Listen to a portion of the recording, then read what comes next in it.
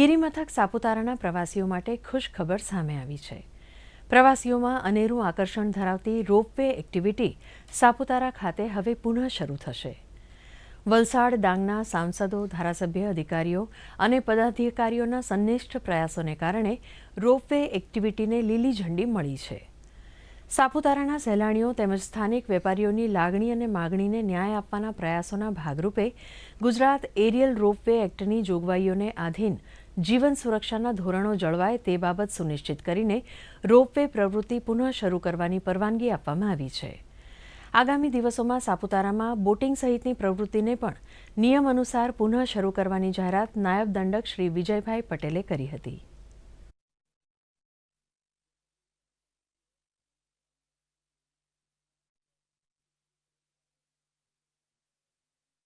ઘણા સમયથી સાપુતારાને અંદર જે એક્ટિવિટીઓ ચાલતી હતી એ બંધ હતી।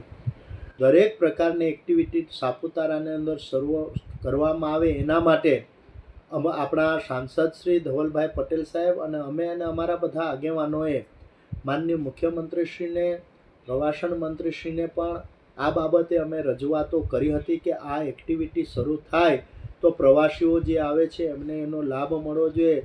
તો એના સંદર્ભે સરકારે પણ ખૂબ પોઝિટિવલી આ રજૂઆતને ધ્યાનમાં લીધું અને અમારા વહીવટી તંત્રએ પણ એની અંદર ખૂબ સારો એવો સપોર્ટ આપ્યો, જેના કારણે આજે સાપુતારાની અંદર જે રોપવેની જે એક્ટિવિટી બંધ હતી એ હમણાં ચાલુ થવા જઈ રહી છે।